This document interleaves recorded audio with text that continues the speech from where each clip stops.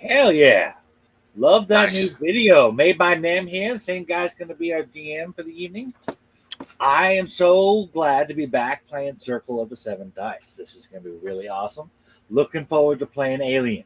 And so I don't want to hold things up anymore. I'm going to hand things on over to Nem. What is going on, everybody?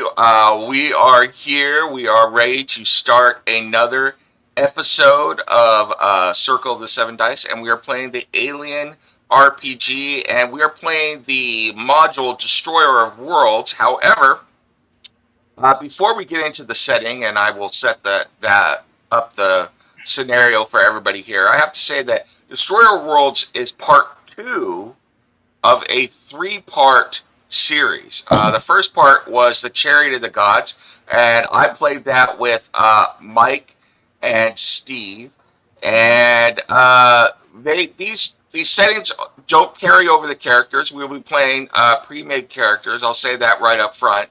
But I will say that as we play, you will begin to see how they tie together by the end, which the last one is called Heart of Darkness.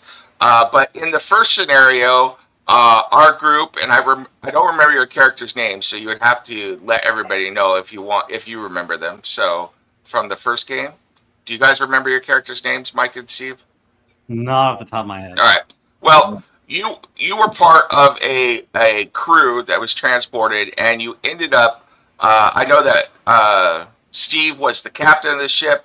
Mike was the pilot, and you came upon they had come upon a wreck that was floating out in space, or a ship that was powered down and floating out in space, and they went onto that ship, and all hell broke loose. I don't want to get too much into it, but basically they found out that part of the crew was frozen, that there had been a containment breach, that there was weird stuff rolling around, and biomedical specimens, and then eventually, of course, because it's Alien, they ran into different xenomorphs, and our intrepid crew was like, nope, and got themselves the hell off the ship and got into the lifeboat because, of course, Weyland-Yutani had sabotaged the ship, or the computer on behalf of the ship sabotaged their ship and blew it up.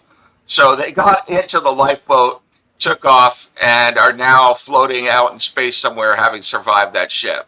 But the big things to remember from that first Chariot of the Gods episode is the fact that the Weyland-Yutani and the military were doing some sort of experiments on these people, and it brought something back from a planet. And so it had gotten loose on this ship, and that had taken place 72 years. So that ship had been floating out in space 72 years. So with that...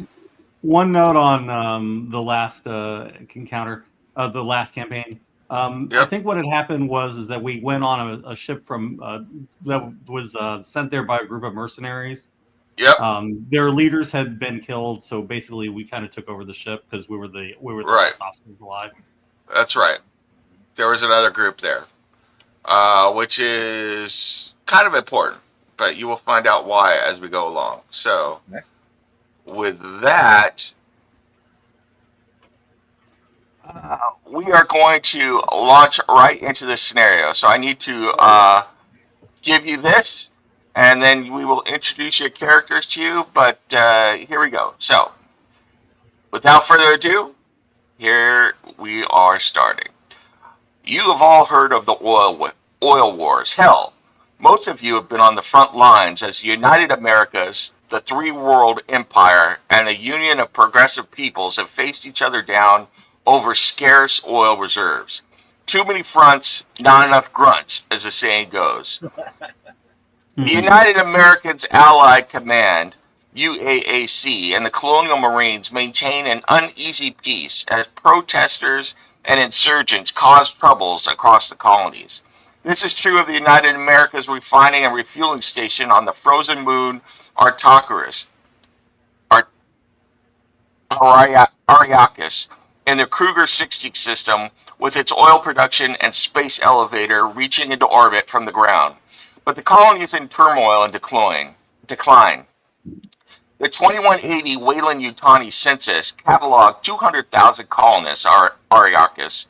In the 3 years since then, all but about 2,000 have abandoned the moon for greener pastures. Whilst the military needs of the U.S. CMC are still being serviced, most of the colony is now little more than a ghost town. 1 week ago, the Union of Progressive Peoples annexed the nearby 61 Cygni system. All communication with the colony there on LV-038, remember that planet name, was abruptly lost. In response, Allied Command assembled a fleet to take back 61 Cygni, using the Fort Nebraska refueling station in the Kruger 60 system as a staging ground. That's where you are. You expected to be passing through Nebraska on your way to war, but each of you Marines were pulled from your companies before they went FTL, leaving you stranded at the fort on the volatile colony moon, Aryakis. One of the largest oil producers in the colony, Aryakis is also a hotbed of insurgency. With the UPP moving in on Kruger 60 next, United Americas has decided to cut its losses and evacuate the colony. But as of this morning, that evacuation was suspended. All civilian and military transports were grounded with no explanation given. With the insurgency problem, barely a skeleton crew of military personnel and nearly 2,200 divided colonists stuck moonside, it's only a matter of time before the situation blows up. Now Major Hatfield, from the infamous Sin Eaters unit, has summoned you for a special moonside mission. Every Marine has heard of Hatfield, a real soldier who always puts duty first, and lost his arm as a result. His remaining left hand is always resting on the brass hilt of his antique U.S. model 1852 Marine sword, with its sharkskin grip bound by gilt wire. His hand grips the hilt as he speaks. Okay, listen up. Everything you are about to hear is need to know, and no one else needs to know. Understood? As of 0200 hours, a 4-man Marine squad went AWOL from this base with classified intelligence. Intelligence that in the wrong hands will mean life or death on the frontier. Intelligence that simply cannot fall into enemy hands. Understood, Marines? Command believes the AWOLs plan to make contact with the moon's insurgents and defect to the UPP. We're looking for Wojcik, Carvalho, Wright, and Reese. And I will give you dossiers on those for a moment. Here's their ugly mugs and all of the info we have on them. Everything else about them is classified. All right, let me give you the dossiers on them real quick. Sorry to go out of character, but I want you to see these traitors. So there's Sergeant Wojcik. Okay. 831. There's PFC Carvalho.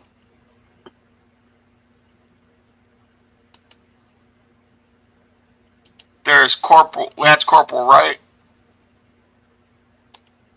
And finally, Lance Corporal Wright, don't do me wrong.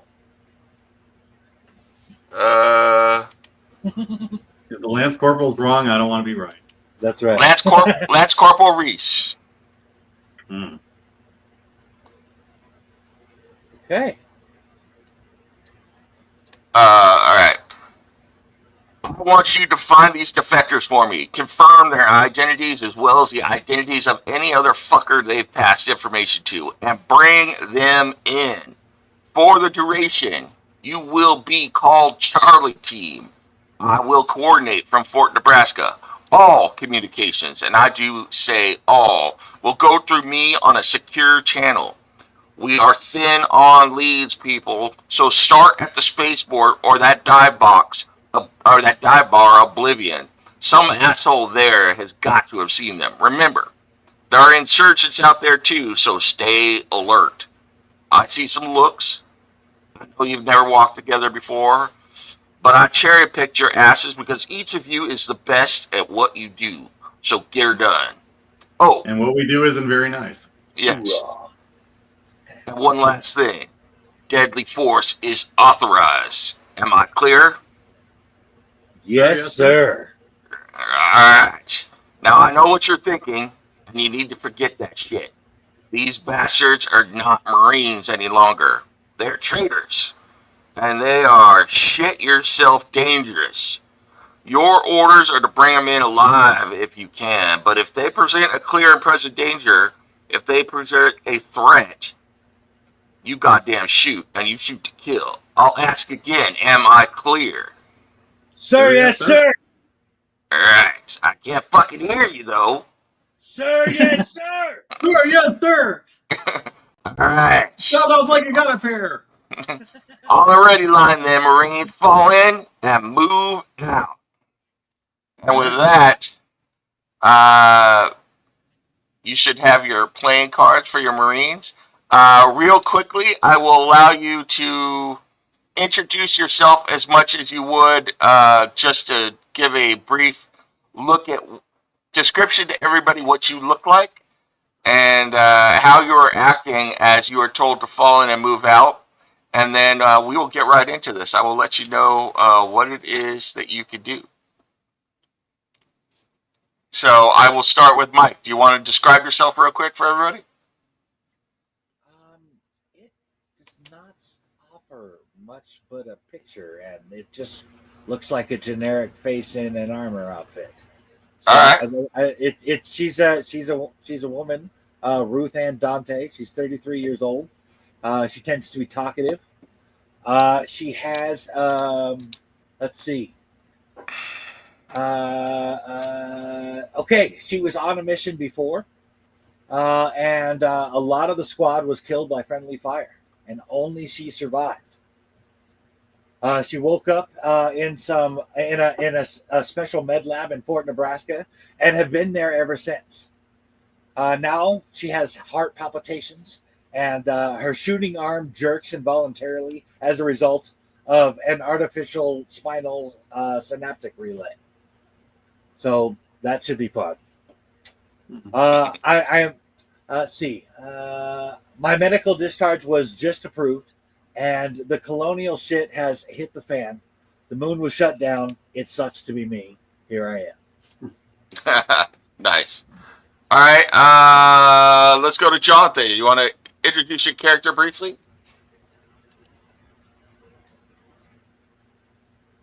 Jonathan, you're muted. Nope, I did that. All right. So my character's name, full name is Nathaniel A.W. Hammer, 22 years old, allegedly has a psychotic personality. I know that doesn't fit, right? But anyway, he's in this assault team with Dante, of course.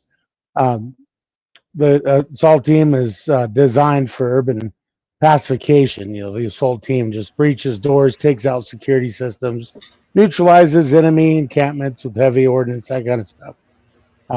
He was not actually born, but is considered an artificial womb soldier. So has been kind of tailored for war in a laboratory. The U.S.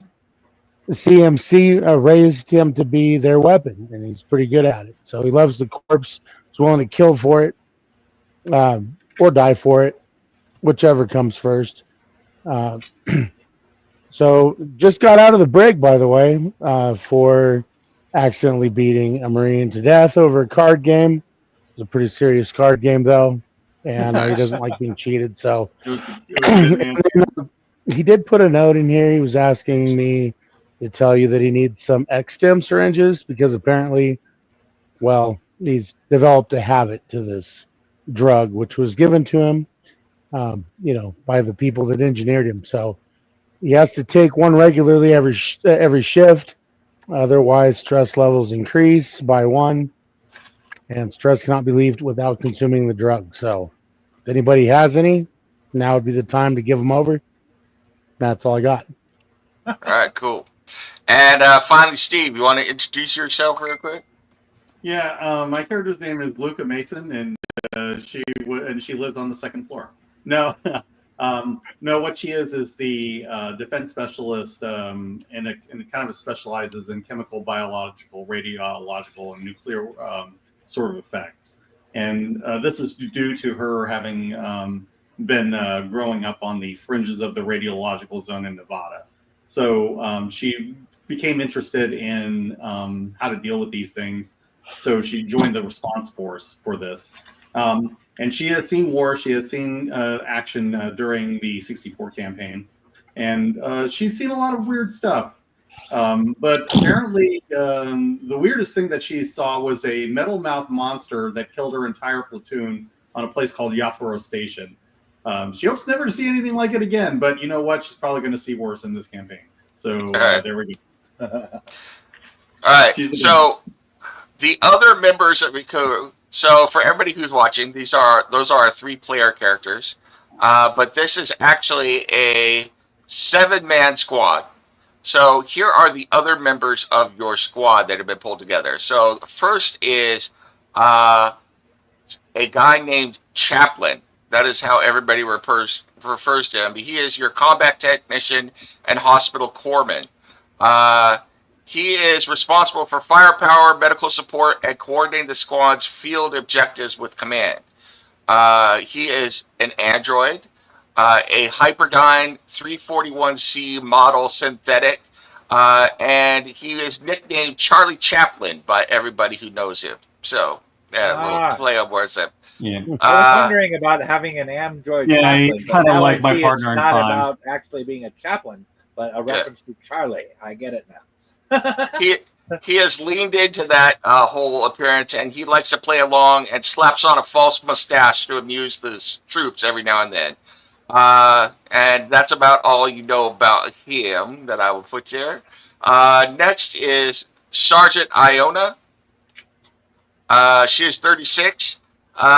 She has a nervous tick every now and then. He's been assigned to the squad in a support role to Charlie team. He's a rifleman, he is a rifleman, not she. But he is trained in driving APCs, so he is good at being a driver. So, and that may come up. So, try not to get him killed. Yes. The leader of your squad is the field commander, Charlie team, is Captain Silva. He has got a stick up his ass from what you Marines have seen so far, but he seems to know what he's doing. But he definitely has a nervous tick. He is a chain smoker. In fact, you have not seen him not smoking at this point. So, the notable thing that you know about him is that he is the only one of you Marines who was not passing through.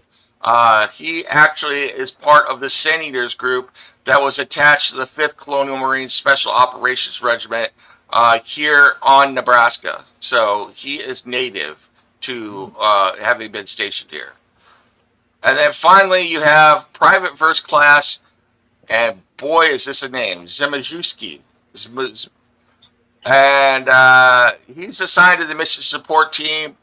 He's also a rifleman, and he can operate the vehicle in a pinch. So,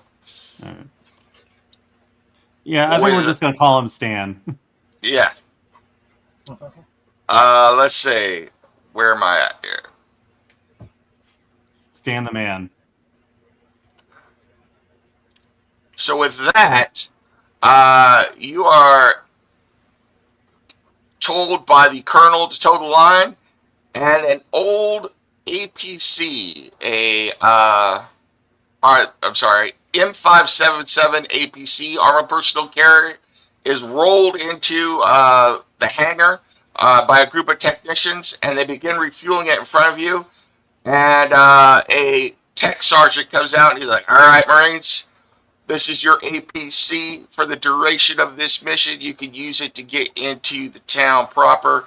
If there are any gear or ammo that you need to load up on that you do not already have in your loadout, you will inform me immediately, and we will get to you for this mission. I have been told by the colonel it is a priority. If there is nothing else, then I will ask you to please mount up on the APC, designate who will be driving said APC and move on out. And he looks at Captain Silva. Sir, your vehicle will be ready to go in just a few minutes.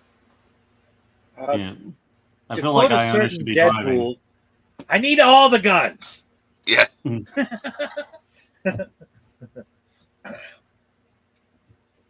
All right. You guys should be fully loaded now, but if there's something else that you want to get, obviously you can ask for it. Let's see here. I don't know what we could get that would actually be useful. And right now, I'm trying to keep out of my head the fact that we're probably going to be, getting mobbed by xenomorphs. Basically, what is on offer here as far as weapons are concerned, personal weapons, you got the AK-40-47, which you should all have, which are your Standard issue pulse rifle. Pulse rifle, right? You've got RPG. Quick question. Rocker. Yep. Exactly how much do we know about xenomorphs, if anything, at this stage? Unless you've encountered them, you don't know anything about them. Well, that's what Yeah, I'm that's asking. what I figured. So, are we going into this as a team that has not encountered them? Yes. Okay. As far as you're concerned, what is going on right now is that you were, like I said in the intro, you were off to war. You were putting down, you're fighting against the UPP. You know that this town is divided and full of insurgents, and so you're not sure who is on your side and who is an insurgent and the 2,000 colonists that are left on the town. And you know that these Marines, as far as you've been told, have gone AWOL and have taken intelligence and are planning on turning that over to the UPP and defecting over to them. Okay. So as far as you're concerned, this isn't even a bug hunt.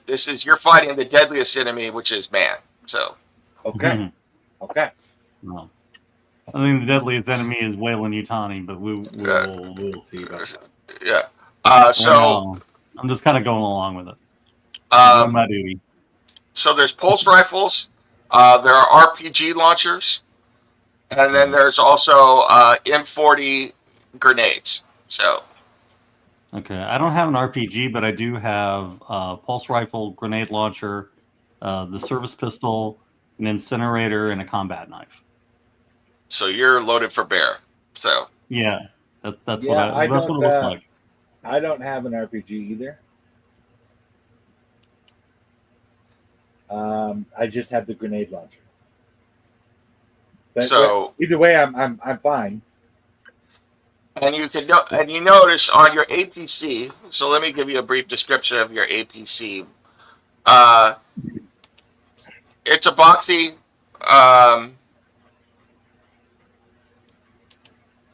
Hold on, let me pull this up real quick. Sure. You guys, M577. All right.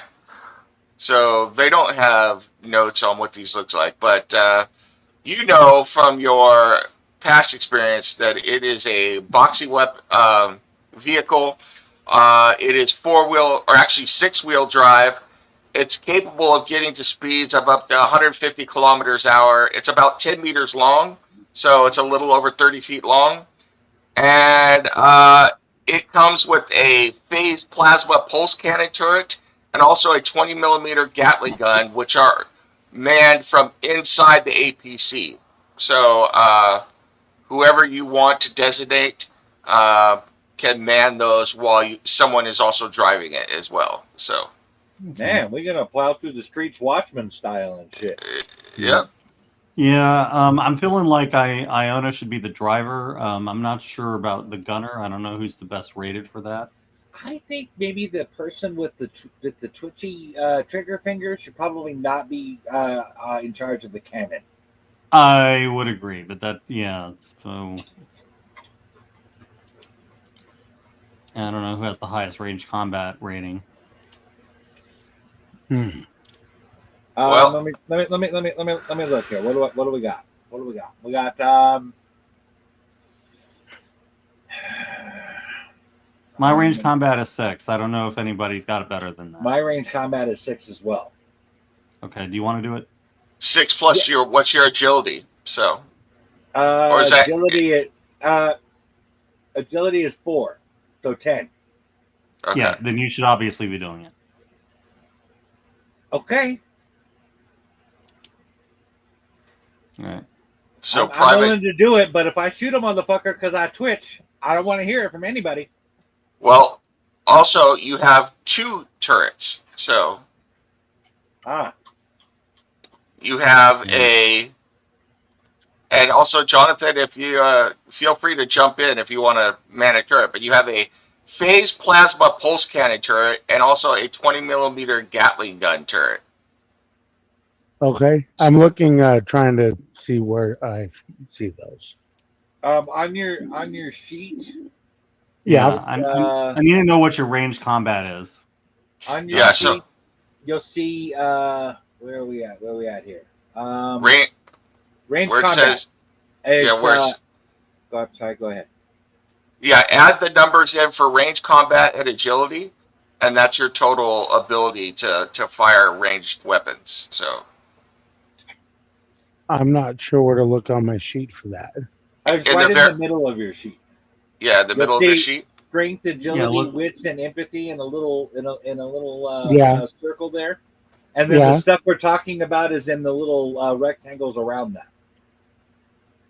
Yeah, so the number on your left is your agility, and I need to know that. And then the range combat is like right next to it.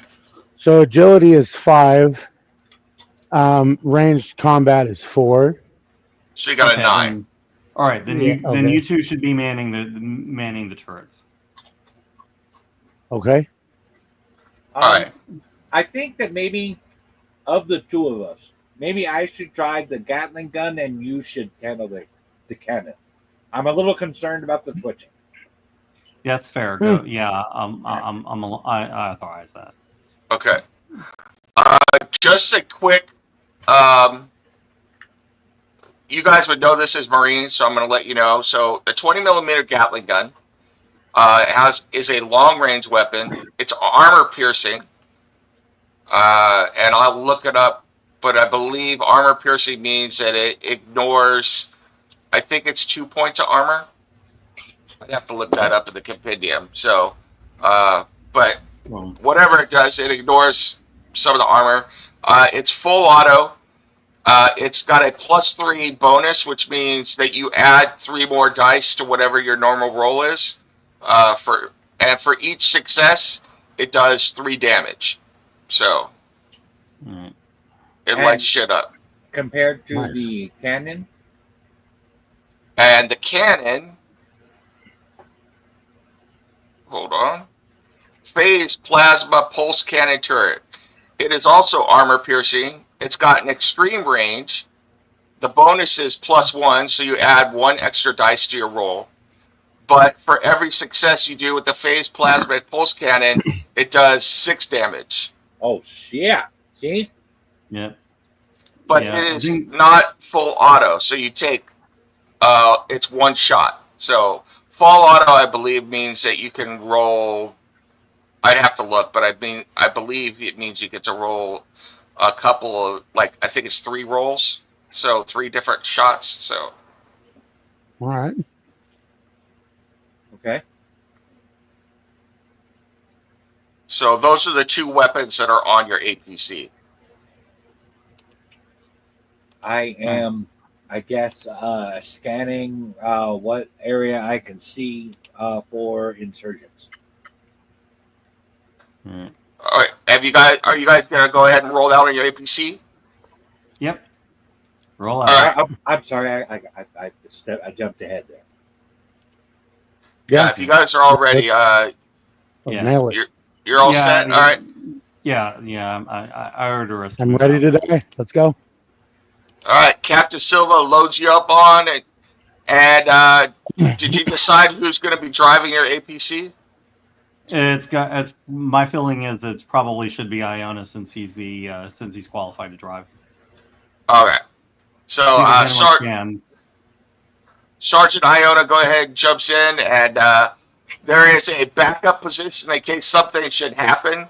The Marines have given you redundancy, so in case something should happen to the driver, Private First Class Zabzewski jumps into the alternative role or the alternate role for the driver, and you all roll off, leaving Fort Nebraska and going through the mostly abandoned and unlit town at the moment.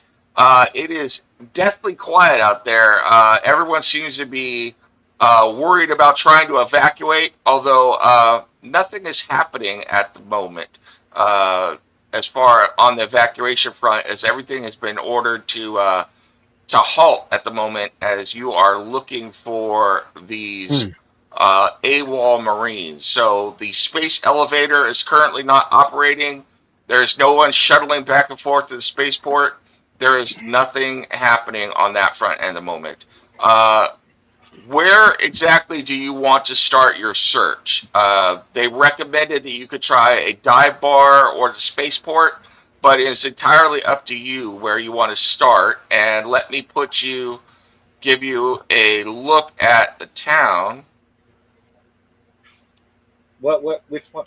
I'm sure, hopefully we'll be able to see this with the map. I'm I'm guessing probably the best the would be to spaceport. go. The best idea would be to go whatever's closest to us to whatever's farthest. All right, so can you see the town there? You got the map? Yes. Yep. Fort Nebraska. All right. So you see Fort Nebraska is right in the middle of District North. Mm-hmm. Okay. So, yeah, that's where you guys are rolling out of right now, is Fort Nebraska. The spaceport is all the way to the south at the far side of the city. The other place that they had mentioned to you was trying to find it on the map. The bar. I don't remember if it was the bar. I don't remember where. Yeah, Oblivion Bar in District South. So, Okay. I would start with the Oblivion Bar and then Yeah. kind of move our way down to the spaceport. Yeah, Yep. I'm with you on that. okay. These little live bastards probably in that bar.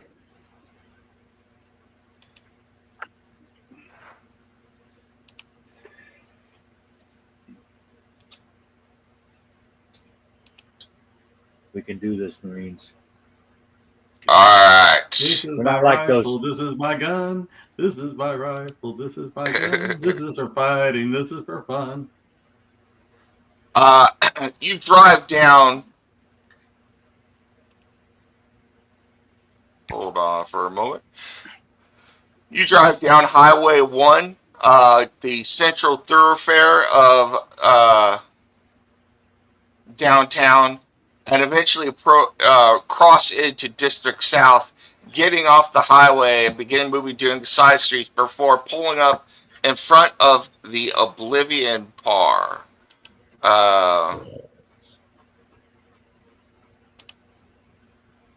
You will have Right. to excuse me for a moment because I'm trying to.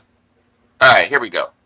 As you pull into District South, these buildings are all 2 stories. Seem to have been prefabs that have been used for different things. Most of them have been used for dwellings, and they're all abandoned. Most of the colonists haven't left a long time ago. Some were also stores or eateries that have been boarded up. It's obvious that this town, bustling town of 200,000 people, which was responsible for much of the oil refinery in the system, has been abandoned for quite some time at this point, and the buildings have not been maintained. However, you notice that all of these buildings usually have a second-story establishment with stairs and decks. Garages and storage are usually underneath at the ground level. Eventually, you pull up to one of these buildings that, from cursory glance, would look like any other building, except that there is a large blue neon winking eye with a red crescent moon at its center that marks the entrance of the colony's only open bar at the moment. So you can see that there are lights on inside the bar, and as you pull up, the APC rumbling and kind of Smajewski looks over and says, "Well, all right, here we are. I'm not gonna turn off the APC in case we need to beat a hasty, we need to get out of here quickly. But if y'all want to get out and check out the bar, there it is. That's Oblivion Bar." Yeah. Yeah, I was going there's to room for the recommend that boys. you and Hammer stay with the ABC just in case something happens. Okay, All right. I can do that. All right. Rather So- kill those guys, but all right. So who's going into the bar? That would be Steve and the other NPCs. Yeah. All right. Well, The so other NPCs. So you two are not coming. Didn't you just say to stay with the APC? I was saying that Hammer and Stan should stay with the APC. They're the NPCs. and Silva is staying in the NPC because he's a captain. He's not going in there. So Yeah. He's making do all the grunt work. yeah. Okay. Yeah. I am not able to keep notes fast enough here. I got to pardon me. What All right. what exactly are we looking for other than insurgents? The Marines. You're looking at those 4 Marines. So Oh, yeah, the Marines that were missing. That's right. Okay. yes. So Um, you are trying to find these Marines and track them down and bring them back alive if possible, dead if not. So Mhm. Okay. I'm sorry. Can I get their names again? sure, the 4 Marines are Sergeant Wojcik, Private First Class Carvalho, Lance Corporal Wright, and Lance Corporal Reese. Yeah. I mean, they're listed. They're listed on Roll20. I mean, you can go back and check that. Yeah, that's the inserts that we were given. Okie dokie. I got them right here. Yeah. Got their pictures memorized. They'll look nice in the sight of my rifle. Hmm. Okay. Okay. So then, am I assuming, or well, I'm not going to assume, I'm going to ask. It's going to be Dante, Hammer, and Mason are going to get out. And actually, Charlie Chaplin volunteers to come in with you as well. Yeah, I was going to bring him along. So that All makes right. sense. All right. Captain Silva looks at you. He's like, "Look, we don't need any problems with the locals here. So get in, ask the questions if you need, consult me if you need.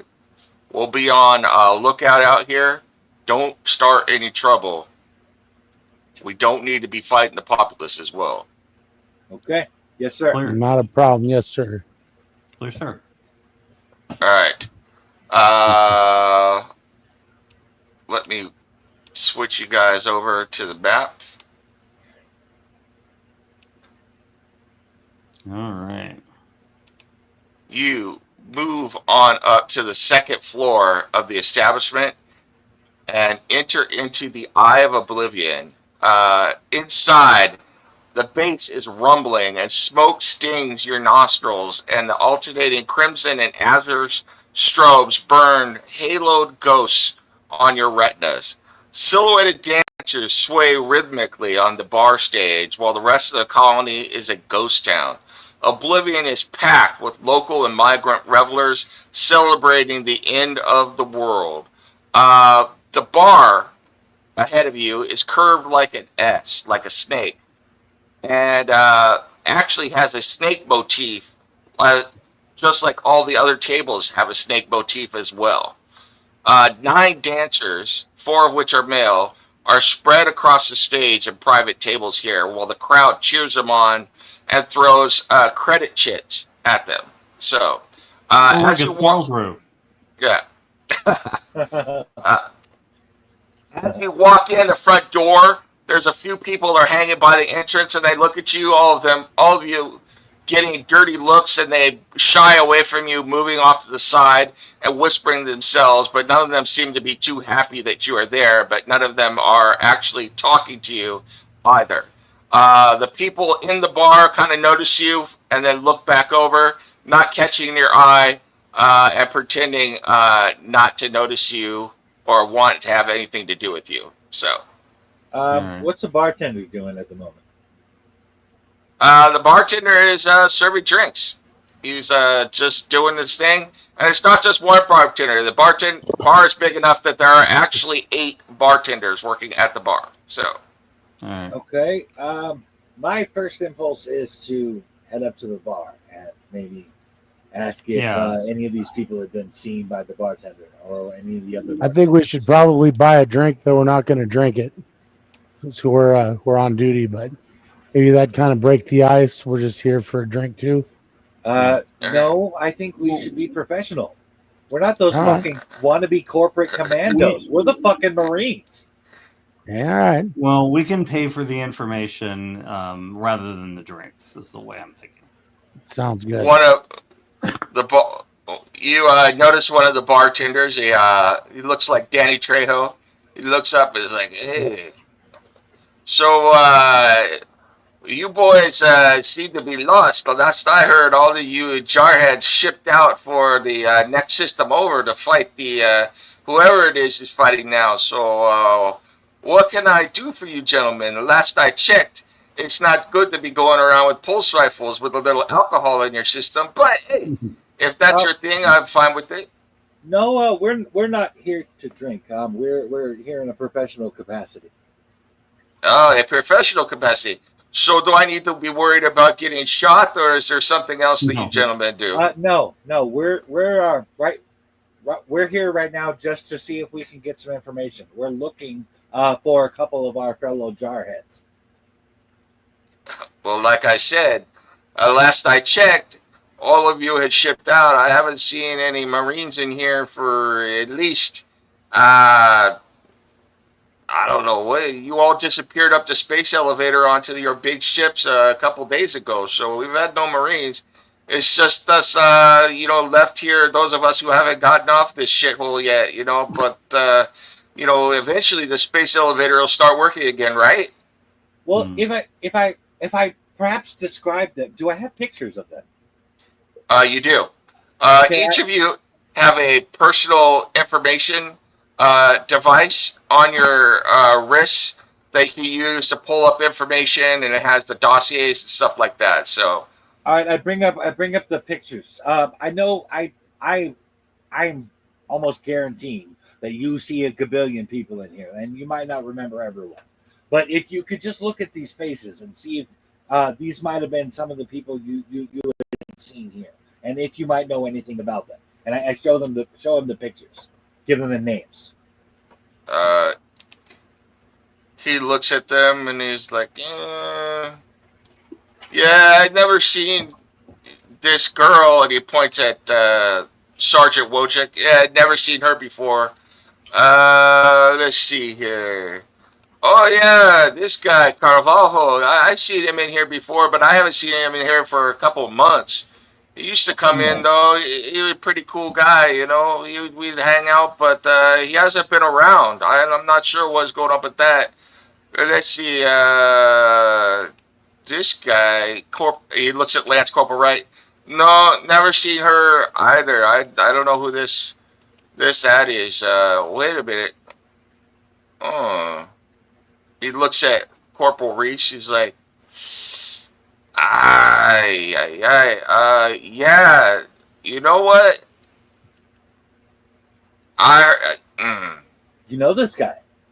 He kind of pulls you in closer. He's like, "Listen, you didn't hear it from me, Okay. but if you roll down the road a little bit on the way to the spaceport, there's an alley off to the side, and he gives you a specific area between the Oblivion Bar and the spaceport. He's like, there's a body there. I actually went down there because this guy, he sounded like somebody, a friend of mine.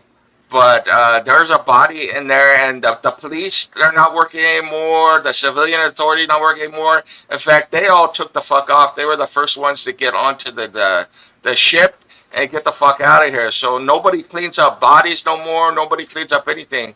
So there's a body that is laying in the alley, and he looks a lot like this cabron right here, man. So this might be one of your boys, but he was not looking good, man. He was all like, his body was okay for the most part, but I never seen anything like the wound that killed him, cause it looked like he had a big ass hole in his chest. I was like, what the fuck? I mean, he was in armor and everything. Now that I think about it, he did have armor on, so he's probably a Marine, but he had a hole in his chest. So that was fucked up, man. So that may be one of your boys down there. Why? What did he do? Oh, he did nothing. These guys just went missing, and we're here to find them. Oh, so are you telling me that like the UPP has weapons now that can like cause your chest to bust open from the inside? Because that's what it looked like, man. It's like armor was bent out.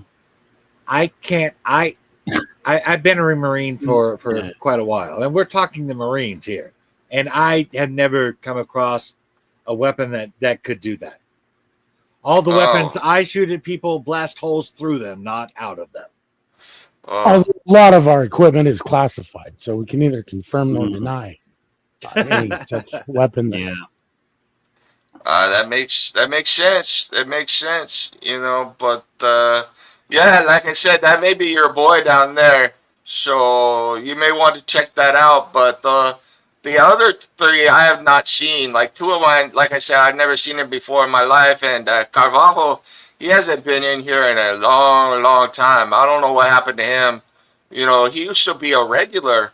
And then, right about the time that they said that they were going to start shipping everybody out and the colony started packing up to get the fuck off planet, he disappeared. I figured that he went, that they shipped him somewhere else. So it was sad because that guy, he was a pretty cool dude, all things considered, no offense, you Marine types, but you don't mix with the colonists very well, but he was a pretty cool guy. So, I was kind of sad not to see him anymore. Do I have any money? You have your personal funds, but there's like no actual cash. It's just like credits and stuff like that. So, well, I'm just wondering if there's a way for me to pay him for the information. Yes, as a matter of fact, the common thing on these, especially in these bars, but in the colony and stuff, if people don't have a way to actually transfer funds electronically, they have these things called chits, which are like just little plastic devices where you can put a number of credits on it and give it to somebody, and they basically take those credits and then can use it to deposit somewhere else. So, of course, we could just thank this guy by letting him live too. So, yeah, just a suggestion. Somebody wasn't listening to the captain. Well, okay. So you're saying I have I have one of these kits? And if you didn't have any on you, there's a bunch of them laying around because basically, think almost like just a little piece of plastic, and people will take it and load it into their system or whatever, and then just throw the plastic thing. So these plastic things are laying all over the place. Sorry, hold on. I'm getting a Amber Alert. Great. All right. Sorry about that. Okay. Yeah.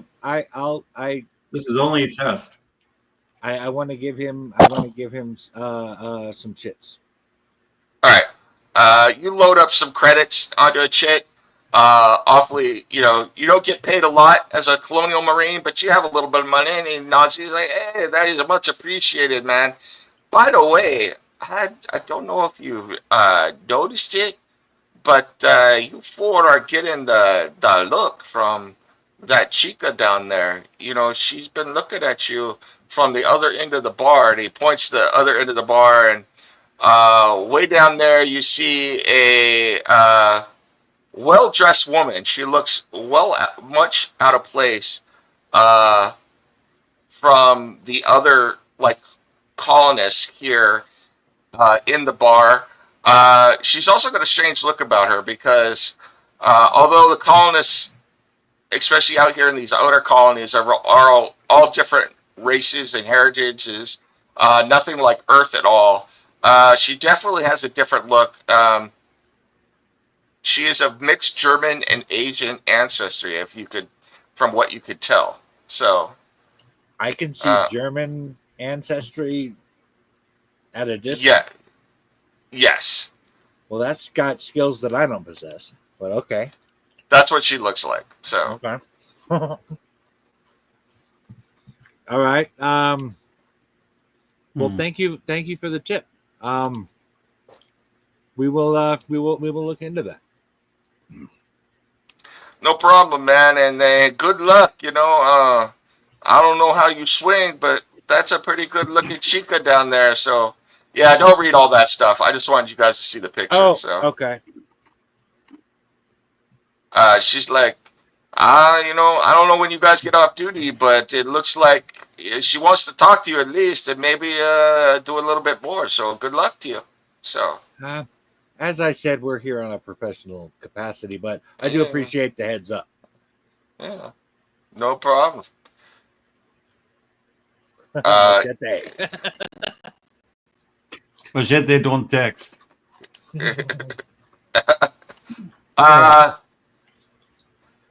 So down at the end of the bar, the woman tries to catch your eye, and she points to a secluded booth or table in one corner of the room that's kind of hidden in the dim light, and some of the smoke is billowing around it. And as she gets up and begins walking towards that booth, you see four large men who are also in civilian clothes, but they are definitely sporting firearms and appear to be wearing some sort of personal body armor. Follow her over there. Define follow. Is it following? I don't know how to describe this. Does it They're not- appear that they are being aggressive, or does it appear that they are companions? It appears that they are companions. Okay. I guess I would Seems like like an to go escort. over to the booth if you guys are willing to do that. I am willing to. do Yeah, it. yeah, I'm curious about her. Yes. Let's talk to her. Okay.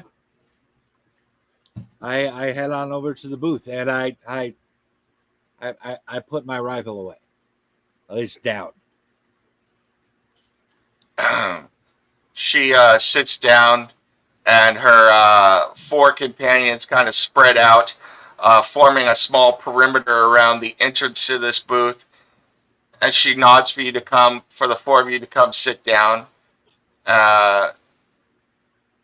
What do you do? Can we Yeah. help you with We'll something? take the invitation. Yeah, she goes, yeah, I happen to overhear some names over there, and I was wondering if you'd be willing to listen to the pitch of a concerned citizen. The pitch of a concerned citizen. Does this have something to do with the people we're looking for? Well, I think so. Do the names of... Come on. Do the names Wojcik, Carvalho, Wright, and Reese mean anything to you? They absolutely do. We're listening. Then we might have something to talk about. Okay. What arrangement are you attempting to make here? Well, why don't you have a seat? Maybe I can get you something to eat or perhaps something to drink. I could even send something out to the rest of your squad out there. Captain Silva is a hard ass, but even he has to eat sometimes, right? That is quite all right. We are here in a professional capacity. We eat and drink on our own time, man. Oh, well, that's too bad. I know Sergeant Iona and Private First Class Zuzmuski could probably eat. How do you know these names? Hmm. She laughs for a moment. You do seem awfully familiar with our crew. Yeah, well, I'm Wayland Yutani. We know everything. Don't you know that? And now the pieces fall into place. Why don't you go ahead and take a seat and listen to what I have to say? Okay. Sure. What I'll have a what seat. is your angle? See, what you don't understand, Marines, is that this colony is shutting down, and eventually the war is going to be over, and you Marines will track out, and you're going to be sent to some other godforsaken hellhole if you survive what's going on with the UPP, of course. Hoorah. But we have a lot of a pull of where you go, and you don't have to stay in the Marines forever. We always have opportunities for enterprising individuals like yourself, minus your synthetic, of course. They're obviously usually stay with the Marines. No offense, Mr. Chaplin. He looks at he looks at her and he nods once and just kind of turns around. He's like, but there are opportunities available at Wayland Yutani for capable individuals such as yourself. Of course, you need to prove that you are capable of doing the hard tasks that need to be done by such an important corporation like ours, if you understand. Are you trying to recruit us into your corporate commandos? I'm merely suggesting that we might be able to help each other. Being a Marine during wartime isn't the healthiest profession, and sometimes working for a company with corporate benefits and everything else that comes with it can be very good, but we like to recruit those who have shown that they have the ability to further Wayland Yutani's interests. And we definitely have an interest here. In fact, I think our interests can align, and I'm glad that you're willing to listen to me, because right there, it shows me that you individuals are smart and are motivated and have a little bit of ambition. Am I right? If I'm Go on. if I'm being completely honest, this is my last outing here. I'm leaving the Marine Corps after this, and I want to go out like a shining star, you could say. I want this to really mean something. So I'm trying to do my best with this particular assignment. We can discuss future involvements after I have finished my job here. Well,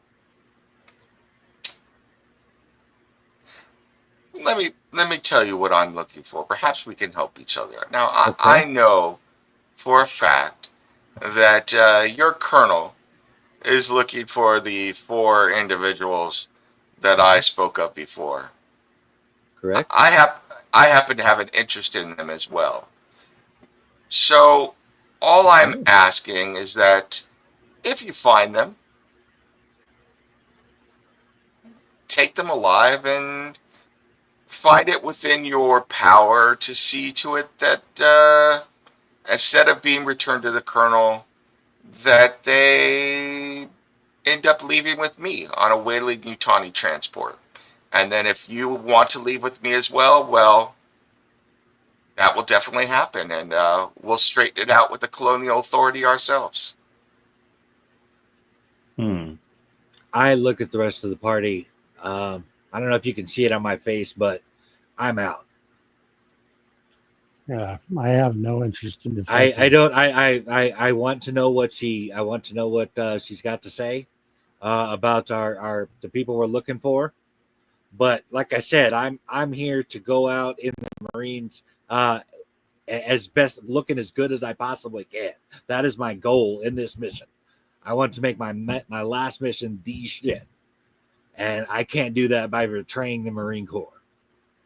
What about you, Steve? What is your reaction when she throws this out there? I'm kind of like raising my eyebrow, but I'm kind of like more interested in what the catch is. Are you giving her the Spock? Kind of, yeah. Ah. And Jonathan, what about you? What is your character doing there? Gunnery Sergeant or Private Hammer? Yeah. Yeah, I'm the I'm gunner. trying to not mouth off to her. I have no interest in defecting. Yeah. She watches all three of you and your faces, and she seems to be, well, normally I would say she just picks up on it, but I'll make a roll for her. See how she does.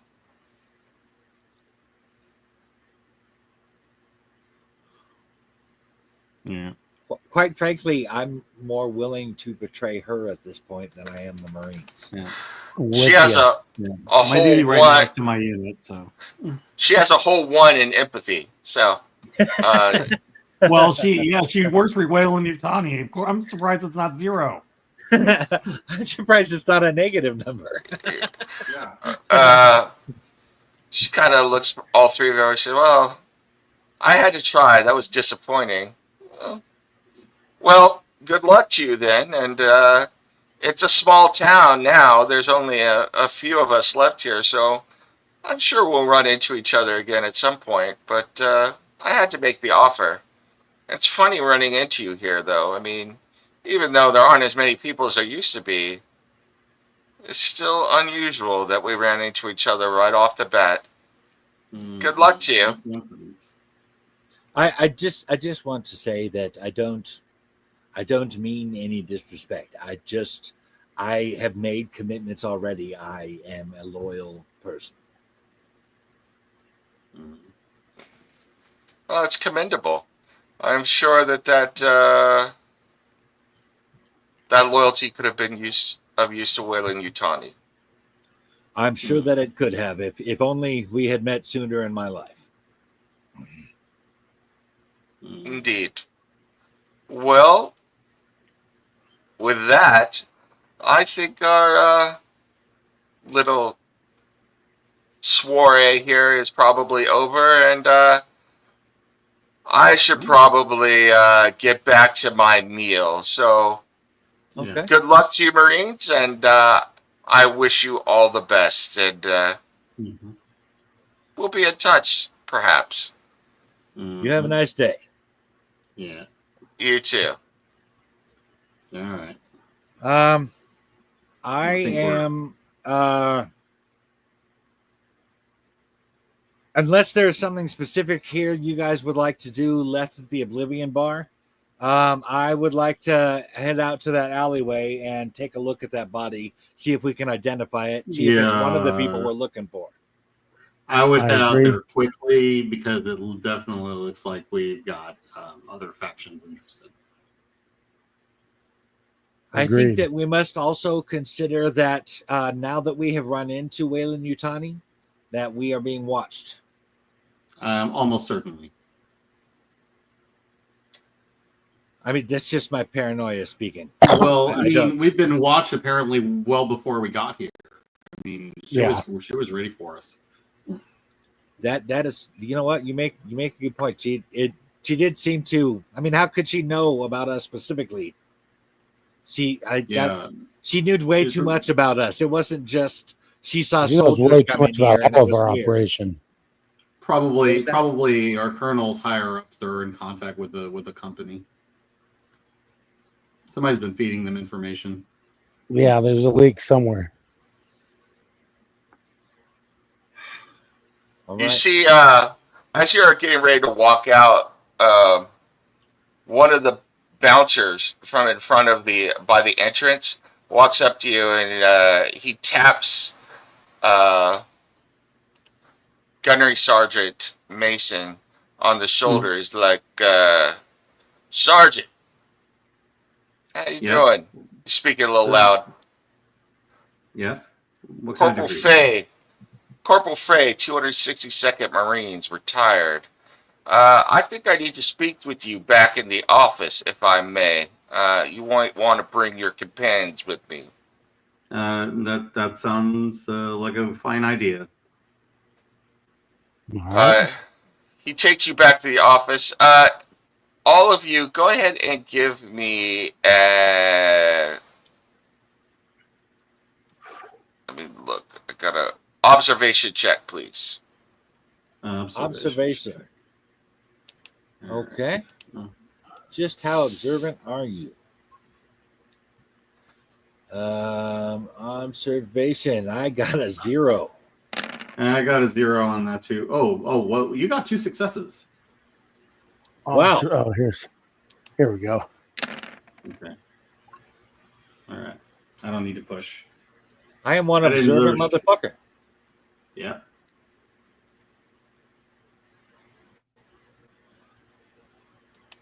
Okay.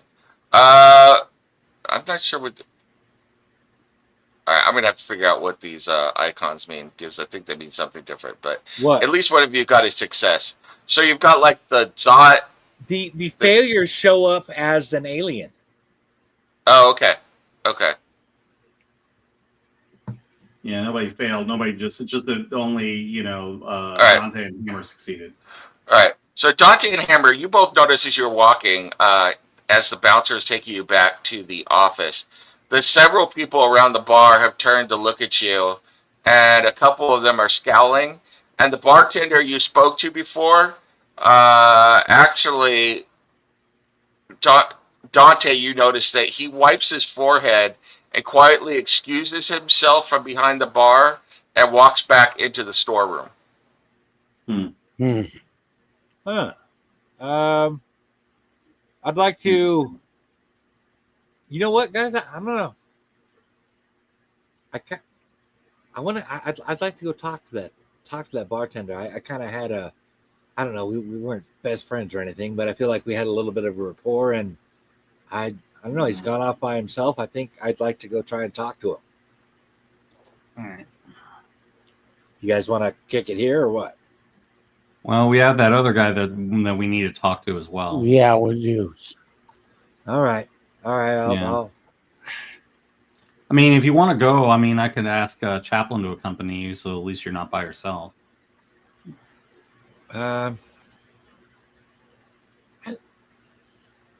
Something tells me I should go talk to him. It's just a gut feeling, but I'm willing to do whatever I'm told.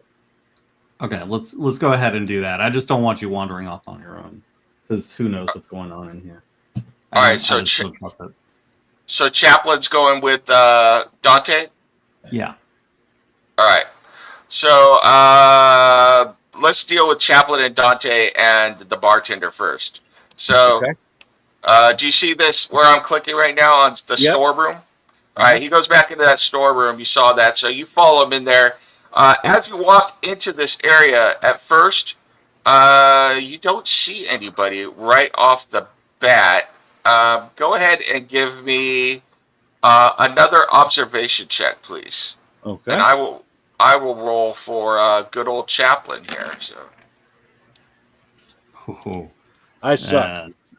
And Chaplin is an observant guy. All right.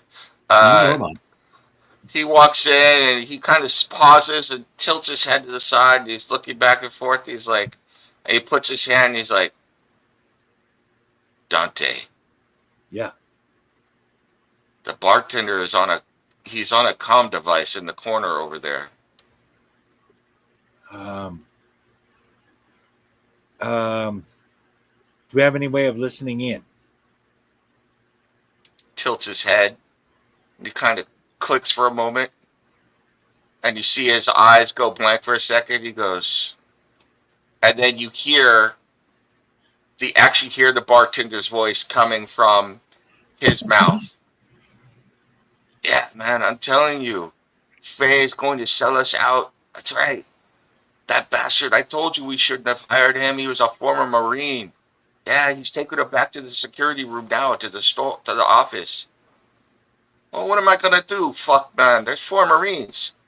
What am I going to do? Pull my dick out and kill all of them with my freaking schlong? Get out of here. I'm spanking my winning. No. Yeah, well, he goes, if you want to cause shit in the Oblivion, you let me know now and I'll get the fuck out of here. But that is entirely up to you. But I'm telling you, yes. Yeah, they're probably going to be going to that alley to see that fucking that Chingao, you know, that Marine that we found dead over there. But I don't know, man. Well, you tell me what the fuck you want to do. You get back with the whole big man and you call me back. I'm not going back out to the bar. I'm going to stay in here. All right. Yeah, fuck you too. And he hangs up. All right. Let's head back out to the crew. Yeah. All right. Okay. You were able to get out of the storeroom without him noticing you and fall into the office where Faye has assembled, and he's fiddling with some computers and everything. And he looks up as you walk back in, and he's like, "Problem?" No, we're good. Yeah, I saw you talking to the bartender. You know what? Danny. Fuck it. Just gonna call him Danny Trejo. Danny. Yeah.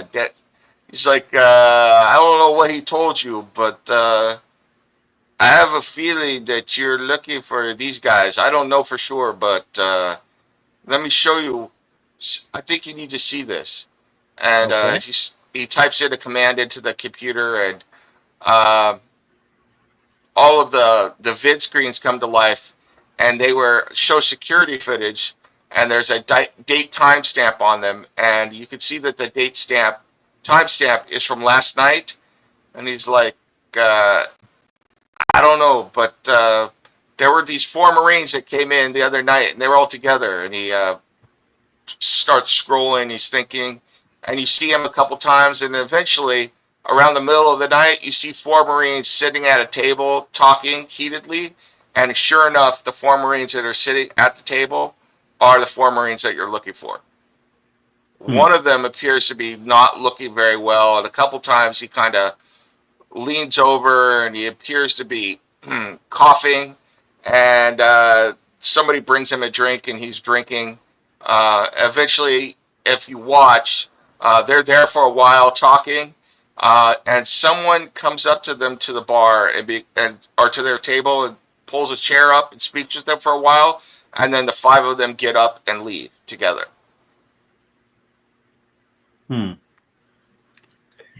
Is there any sign of the Weyland-Yutani lady in any of this footage? Why don't you give me a... Hold on for a second. Comtech check. Anybody who wants to try and manipulate to look for...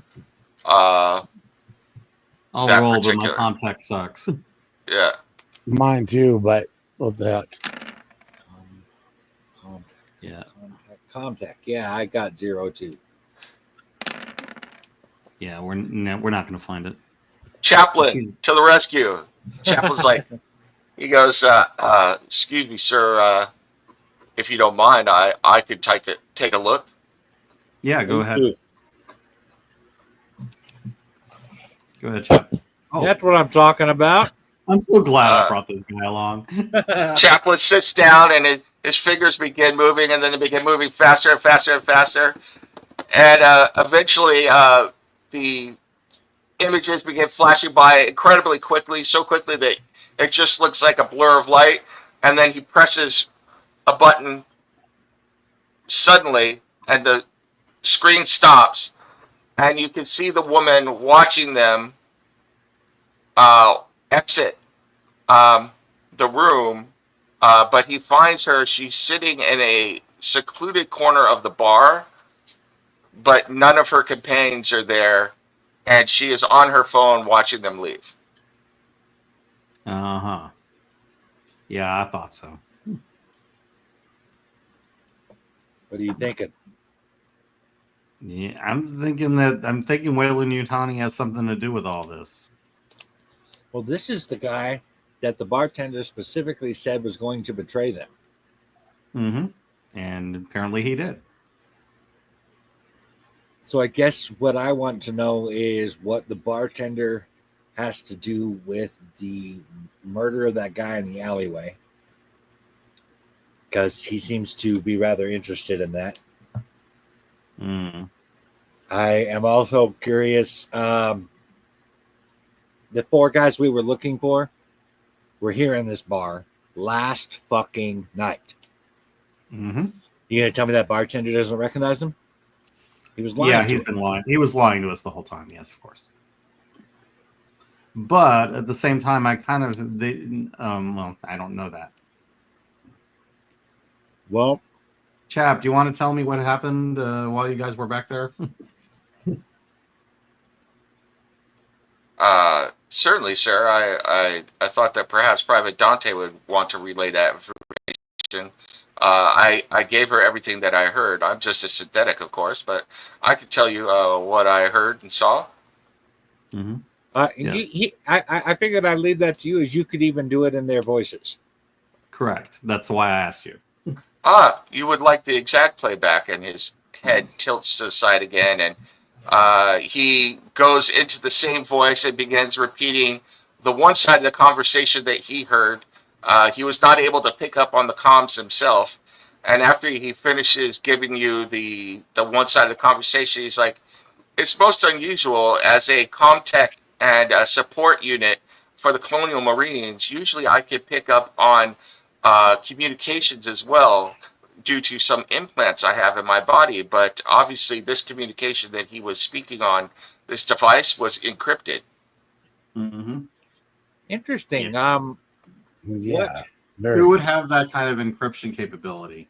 I assume Wayland Yutani would be on that list. Yeah. Wayland Yutani would certainly have the kind of encryption ability. Also, with the forces of the UPP, selected surgeons on this moon, if I remember correctly from my briefing dossier, also have had that kind of equipment, though it is theorized by colonial intelligence that the insurgents here have been funded and supplied by the UPP as well. Hmm. Who is Wayland Yutani supporting in this war, or are they supporting everybody? That is conjecture, Private Gunnery Sergeant. However, if you are asking for my opinion, Sure. all available data would seem to suggest that Wayland Yutani would currently support whoever is best able to provide Wayland Yutani with maximized profits. Of course. Currently, that would not be the UPP, as the UPP has a very anti-corporate structure, and Wayland Yutani is used to being associated with the United Americas, and specifically also working with the Colonial Marines. However, Wayland Yutani in the past, there have been rumors that they have sabotaged Colonial Marine missions to maximize their profits when Colonial Marine missions have not aligned with their specific goals. However, because we are so dependent on Wayland Yutani equipment, those few instances where that has been suspected have been overlooked. Mm-hmm. Overlooked, I'm sure. Okay. Yeah. This kind of puts us in a precarious situation here. Mm-hmm. On the one hand, Wayland Yutani is clearly working against the Marines in this particular case. Mm-hmm. Because I mean, like this would seem one of those. Now, if you ask me, based on what we just heard, it would seem to me that they are definitely working against the Marines in this particular case. They knew information about what we're looking for, but they are hiding it. The bartender is involved in this conspiracy somehow. I don't. There's something bigger going on. I don't know. It feels like a cover up to me, but this is what I know. We're on very shaky ground in the middle of the Colonial Marines and Wayland Yutani. Okay, I think we need more hard information. So my feeling is we should be checking out that alleyway and that body. Well, we also know that they know we're going to that alleyway, which means we can expect some confrontation there probably. I Agreed. suggest we go there ready for a fight. Agreed. Yeah, but what we can do is we can turn that to our advantage because they don't know that we're onto them yet. They don't know that we know that they know that we know. Yeah, pretty much. Yeah. Well, yeah. They can't handle the I'm just truth. a grunt here, okay? You want military plans? You're talking to the wrong guy All right. or gal, So, shall we yeah. say? Right. Okay. Same So thing. all right, ladies. What do you think? You're the one I'm with the rank on here. I'm for reporting back to Captain Silva, let him know our findings, and then we need to go and investigate that alleyway and be prepared for anything that might come after us. Okay. So we have radios that can report back to him, correct? Yes. Does Wayland Yutani have the necessary? I mean, does Wayland Yutani have technology that could capture our communications, though? Are you saying we need to do all communications in person, sir? I am saying I do not trust Wayland Yutani not to listen in on our audio. Well, all right. I mean, I'm going to follow orders, but that seems to put a hamper on things, sir. And I'm noted. I don't like it any more than you do.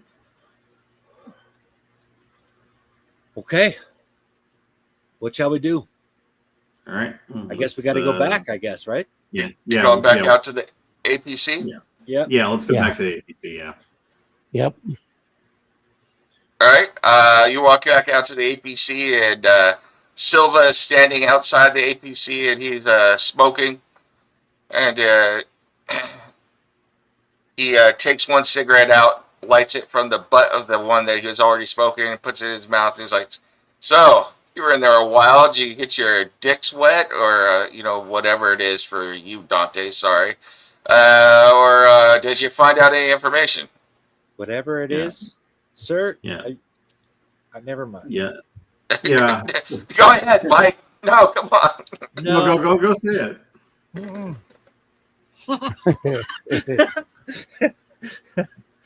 I'm not Yeah. going to correct my superior officer, but I mean, when guys asking whatever's in a girl's pants, there's a problem. Yeah. I'm for relaying information back to Silva, minus like the conspiratorial stuff. He listens to what you have to report. He's like, "All right. Well, Gunnery Sergeant, I don't know what you would recommend here, but it seems pretty clear to what we need to do. We need to verify this bartender's story and see if that is indeed Reese in that alley. We can at least collect that body if it is actually Reese and see what's going on." Did you tell him about the bartender's conversation? I didn't. Did you guys want I to talk to him didn't. about it? I told him everything I knew, everything about the situation. Oh, okay. Then yeah, I guess he knows. He listens for a moment. He's like, "Hey, but you did tell him. Did you tell him about the Wayland Yutani woman?" Yeah, because it was on the video. Kind of thinks about that for a moment. He's like, "All right, Marines, opinions. All three of you, I want to hear them. This Wayland Yutani bitch. What do you think? Is she our enemy right now, or is this someone we just need to be aware of?" I don't trust her, but I don't know that she's an active enemy yet. She seemed to be trying to recruit us for whatever reason. Well, I appreciate you letting me know. In my opinion, she has, or at least appears to have, information that we need. And whether we get that information through cooperation or some other means, even if that's possible. I think that maybe we need that information to move forward. But I'm Agreed. not. I don't know how to go about getting that. Yeah. I am. Not She's a mixed spy, up in I'm this a somehow. soldier. Yeah, Say that you know, again? she's mixed up in this somehow. We just have to work out exactly what her angle is. Yeah. I like to know everything I can about a battle before I walk into it. And I feel like going into that alleyway, we're going to be walking into one. I want to know what she knows, is what I know. That's my 2 cents. Problem is, we don't have like anything conclusively pointing to her having done anything. And She she's doesn't going necess- to we have no way of holding her because she's going to be using her corporate connections to get out of whatever we do. So it has to be airtight. Anything we do with her. I'm not trying to go about busting a higher up in Weyland-Yutani. Let's just say that's out of our reach. Captain Silver looks at Private Hammer and he's like, "What about you, Hammer? Were you in there getting drunk, or what were you doing? What'd you observe?" The fact, I agree. She has information we need, and I'm not sure we can trust her to keep it. Might be necessary to put her down, sir. All right, Put her noted. down? Have you messed with Weyland-Yutani before? Have you heard the rumors? What about this bartender Danny? Should we take him into custody? He could definitely use some questioning. If we can take him into custody on a official capacity, that might be a good idea. He knows something. He knows something. He's clearly mixed up with some faction. I think it's worth figuring out, who and why. I didn't mean to cut you off there, Jonathan. I'm sorry. No worries. Mike, I sent you a whisper. I don't know if you saw it.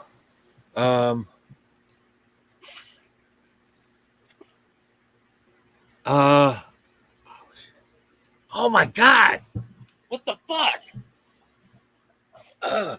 I don't know what's going on. This is a little weird. Sir, my back is killing me all of a sudden. I don't know what's going on. Silva looks at you and goes, that time of the month, Dante? What's going on with you? Sir, sometimes you're lucky you're a superior officer. No, that's not what I'm saying. I have no idea why, but I'm sorry. I'm struggling to even talk here. I'm in a tremendous amount of pain here. I don't know what's going on. It's all of a sudden. Okay. I was trying to make a medical egg roll to help him, but I failed. So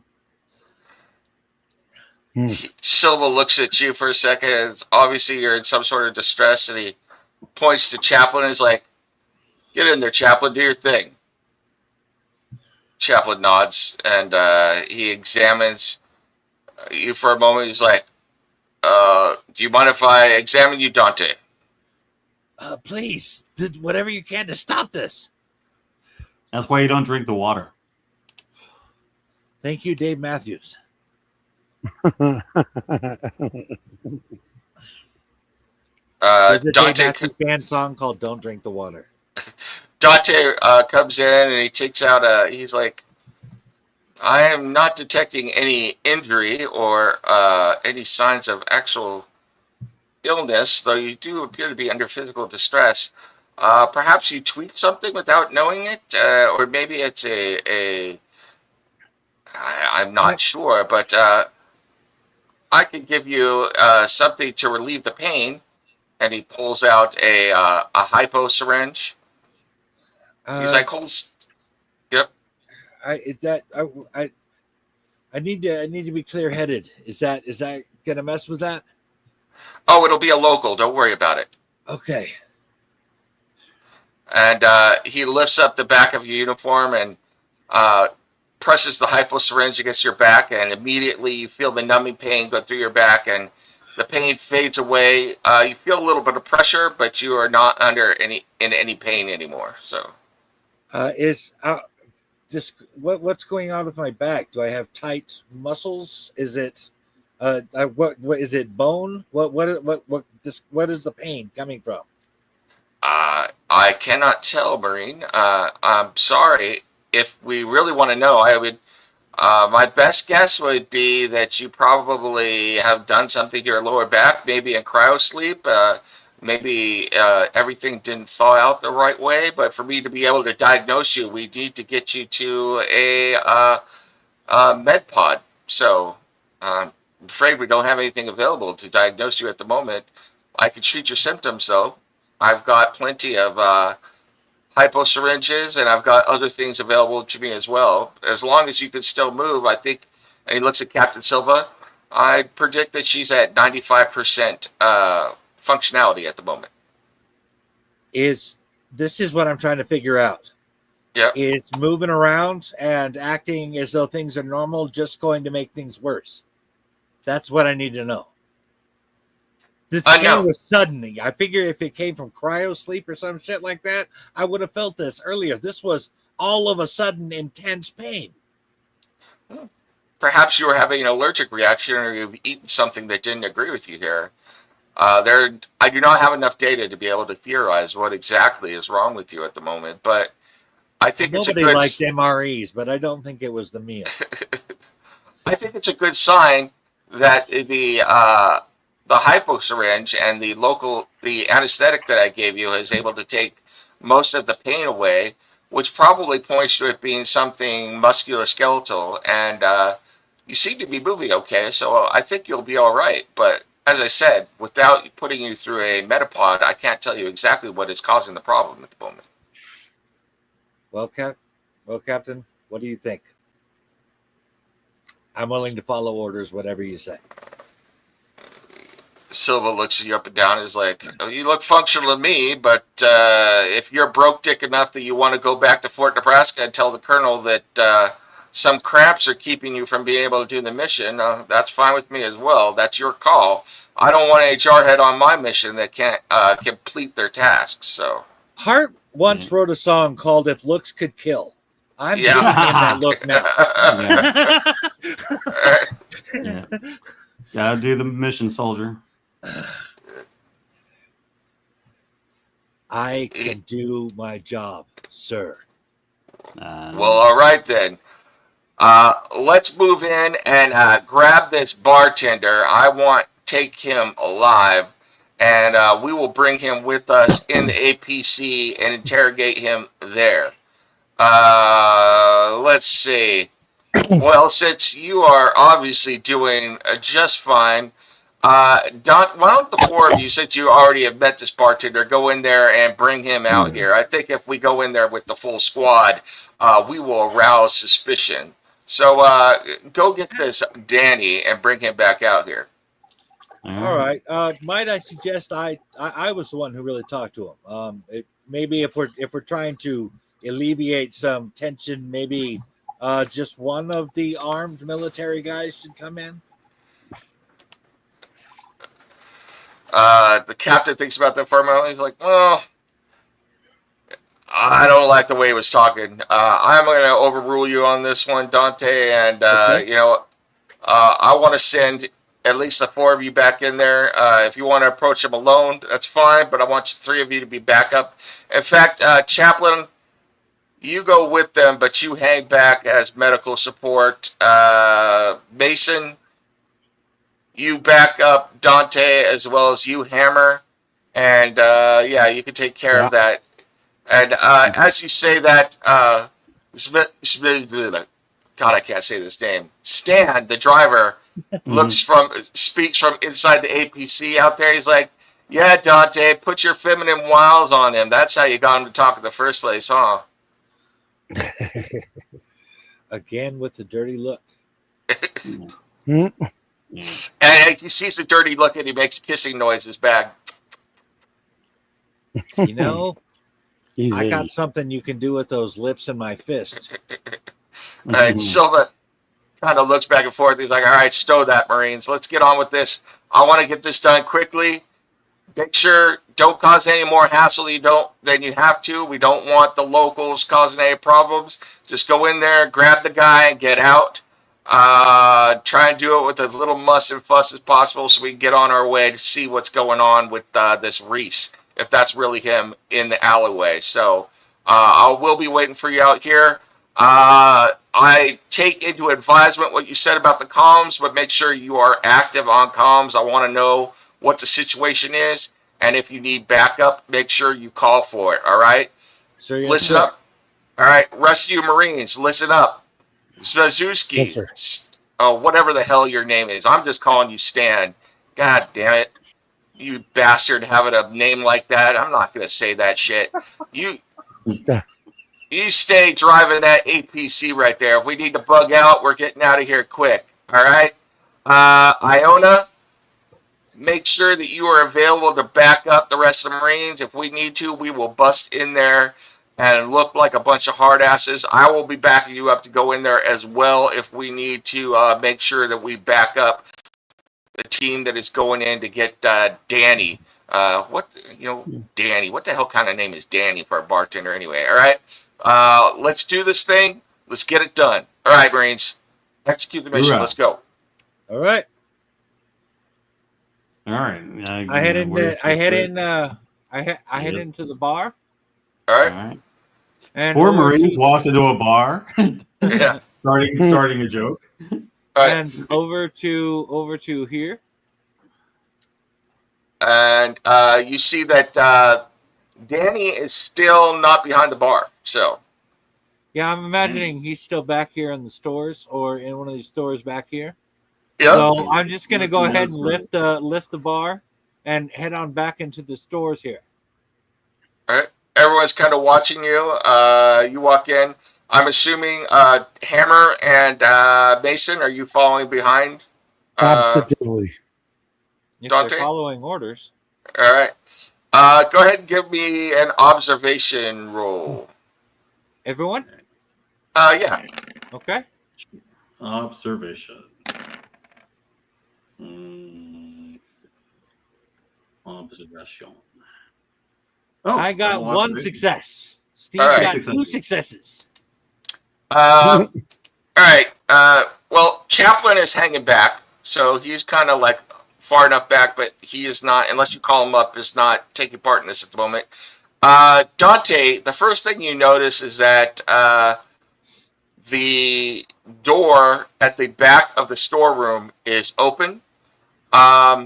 Mason, you notice that there is what looks like a thin wire stretched across the doorway. So even from this distance, you were observant to notice that there is a thin wire stretched across the open doorway at the other end of the storeroom. Right All here. right, I point out the wire. Correct, right there. Okay. All right.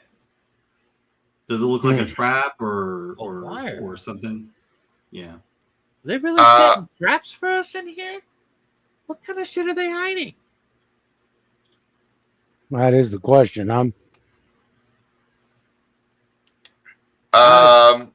Do we have anybody that knows anything about traps? Probably Chaplin. I know about setting them. Probably take a look at it. Okay.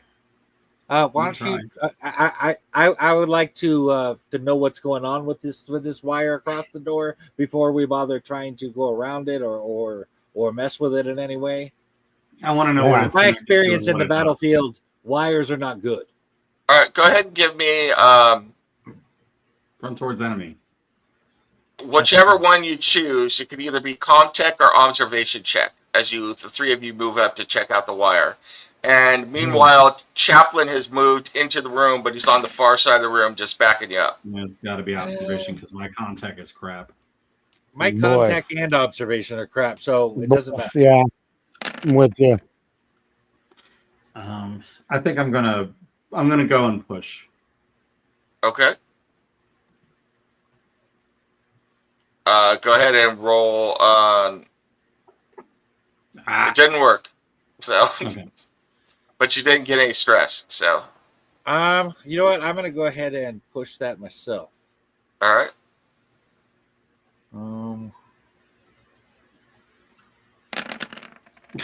Yeah. And nothing. Damn. Hmm. You know what's weird though? This is what I don't understand. In this game, 6s are successes and 1s are failures. Yet I'm Right. rolling 1s and we're not seeing the aliens come up. Yeah, that's why I was wondering why we're not getting. We should be getting sanity things going on here, and we're not. Yeah, I'm not sure what's going on with that. We will figure it out though. But we will forge on at the moment. So, I mean, if you just roll a 1, normally it's an automatic failure. But if you don't have any stress points and you weren't rolling a 1 while you were pushing, it's not a big deal. If you roll a 1 while you're pushing a roll, that gives you a point of Hold stress. on. Is there a specific button to push a roll? Because pushing it is what I did. Okay. And hold on for a second. I don't see a specific button for pushing a roll. Yeah, I just And- re-rolled it. That's all I did. It may be But something I you should need have. to I should have.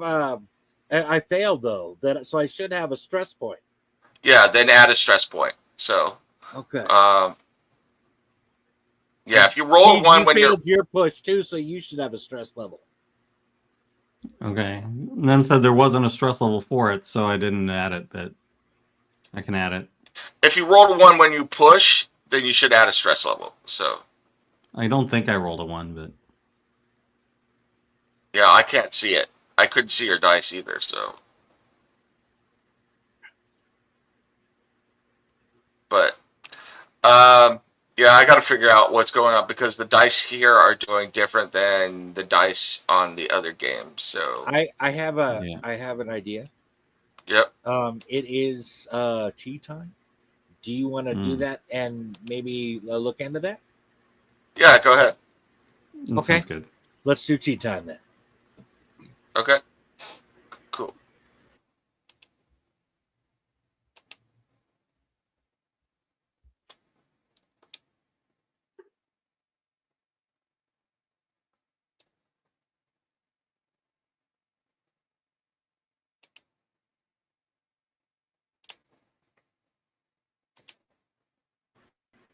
Thanks to Jonathan. Have ice cold Modelo for tea time. Delicious.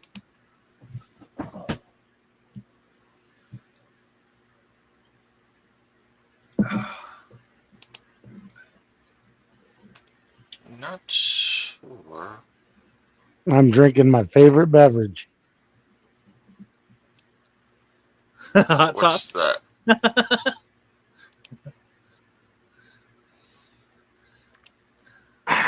Mm. Gets you right there. Yeah, it'll Good do stuff. that. Sure is good What is though. that one set at about $1 billion? Uh, I don't know. None of them are hot to me, so it's just peppers. Just It ain't- peppers. It ain't just peppers. The shit you put in your mouth would feel like lava in my mouth. Mmm. Delicious lava.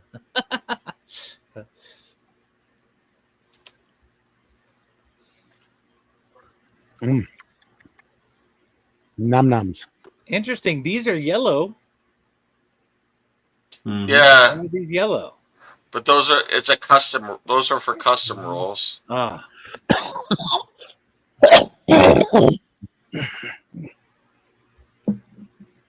Mm-hmm. All right, hold on. I don't want to do that. see, look at all those I don't know. ones. Those should all come up with the little wound up face hugger thing. Yeah. All right, I just want to see how many. What did I roll just now? So I rolled. You should have at least one alien. You've got one failure. Well, failures don't count, and it don't really matter unless you're pushing. Well, that's not true either. So. Well, no, because when we played last time, basically any time we rolled for anything, we took the chance of being stressed out about it. Correct. And that's not happening here. All right, how many dice did it just roll? Why did it roll so many damn dice? It's a lot of dice. 1, 2, 3, 4, 5, 6. Should have only rolled eight dice. Is it pushing 20. automatically? Um, Aww. How many dice were there? 1, 2, 3, 4, 5, There's 20. 6, 7, 8. Yeah, that doesn't make any sense. So I rolled heavy machinery, which is 8.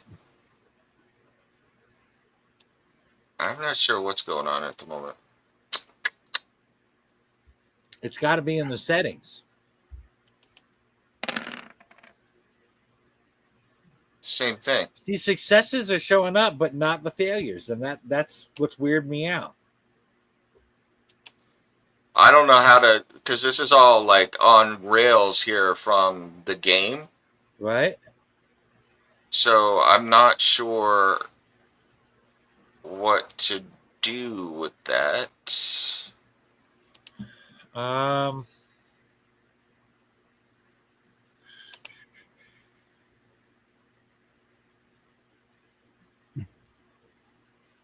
Mhm. I've got decks from the game. I've got rollable tables from the game.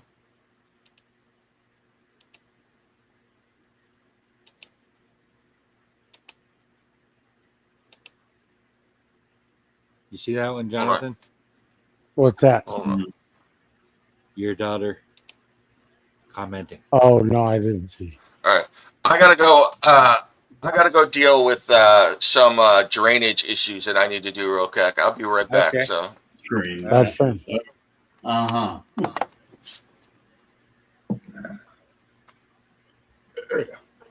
The drainage of the lizard. Well, that puts a whole new spin on the Lizard King. Hmm. It is definitely lizard lick towing. I remember that show.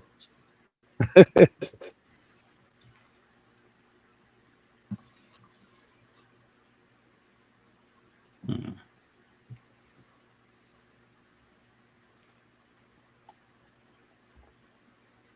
Hmm.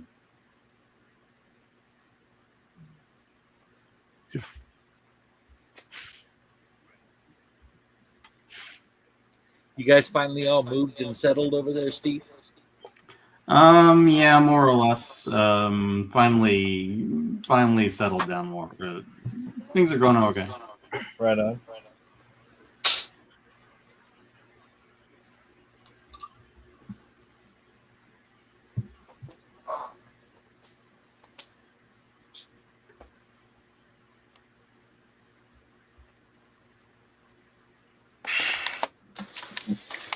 All right, I'm back. Cool. Welcome back. Hope everything came out all right. Yeah, for the most part. I don't have that. I don't have that problem yet. I'm still doing okay with that. So. Oh, hold on. Here we go.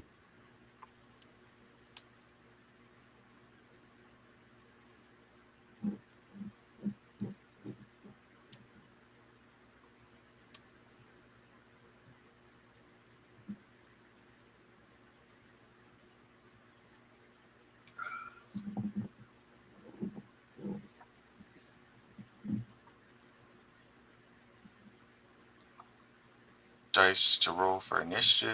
Okay. Yes. Yeah. This list telling you is the shit. There must be like a lag or something.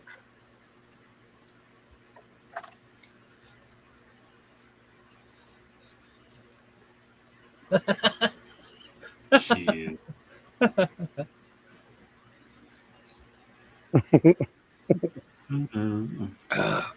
Oh, I guess people watching might want to know what we're laughing about here. So she put this, and Jonathan responded with this.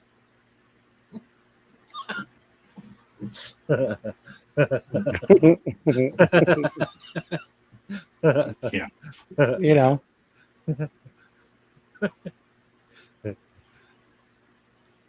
Mm-hmm. Very honey. Oh.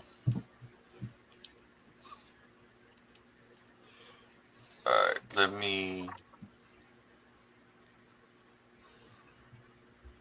Yeah, this is I don't understand why it's not doing it automatically. Like, I mean, it's an Alien game. Those dice are part of the game.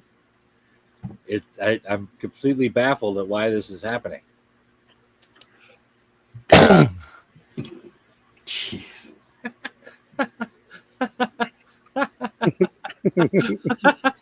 Jesus.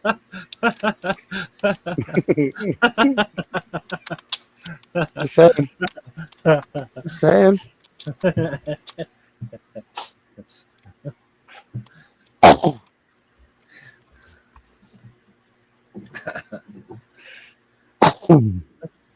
All right. Yeah. Yeah. Yeah. That was good. That was good.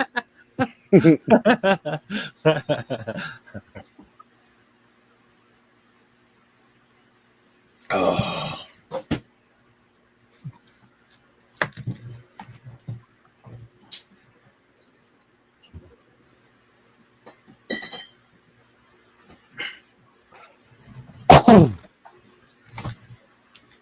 Oh, jeez.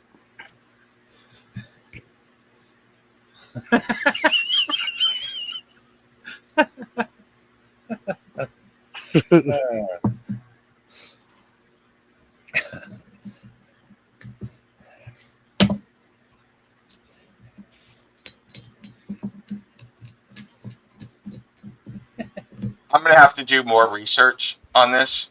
Yeah. On the in between, it looks like there's stuff with the sheet and stuff. So Do we need to do that before we move on? we might. Oh boy. Well, it seems Especially like we're missing an aspect of the game without the stress levels and the failures and stuff. We Right. definitely are, especially if we're going to go into combat, which Right? you guys will. I hate to cut the game short, but if I want to get the dice to work right, I need to do some research. And like I was just on a bunch of like Roll20 forums and Reddit paths and stuff, and people are Mhm. talking about problems with stuff and stuff you need to do. Like I gotta like download an API and do a bunch Oh, of boy. stuff. Really? All of that? Mm. Yeah. Is that going to cost you? No. It's just I gotta download it, set it up, and then test it to make sure it works right, and a bunch of other stuff. So, Yeah. and that All might right. take me a while. All right. Yeah, I got it. All right. Well, I mean, we could probably get through and just fudge the stuff that's coming up in the bar, but there's a chance that could go sideways, and you would actually all shit would break loose Right. too. So, I'd like Yeah. I'd like to get the game functioning correctly. Honestly, even though I would like to keep playing, we're missing too much. We're missing an aspect of the game. It's kind of taking away from it. yeah, it definitely is because it's supposed to be showing the dice and then giving you an option to push and everything else, Yeah. and it's not doing it. So, What I don't understand is why it works automatically with Chariot of the Gods. it's a separate module, and it was set up. You know, they did it right, and for whatever reason, they did not set it up right to work with Roll20 in this one, which is Yeah, it's mechanically very different from the sheets that we were using before. and it's something that we've experienced on other games before. You know, Right. that's the one problem I have with Roll20 is the stuff that you buy and get is not always consistent. So there's really no checks on whether it'll going to work right or not. So It is what it is. the good news is that it looks like I found some stuff that will allow me to fix it. It's just I've got to. It's going to take some time to do. Spend some time to do it. Yeah. Yeah. All right. Well, folks, are we down for doing this again next week then? Yeah. I'm down. I am. We Okay. can continue next week. All right, we'll be back with more Circle of the Seven Dice next week, and hopefully things will be working mechanically a little better. In the meantime, thanks for hanging out with us, and we will chat at you next week.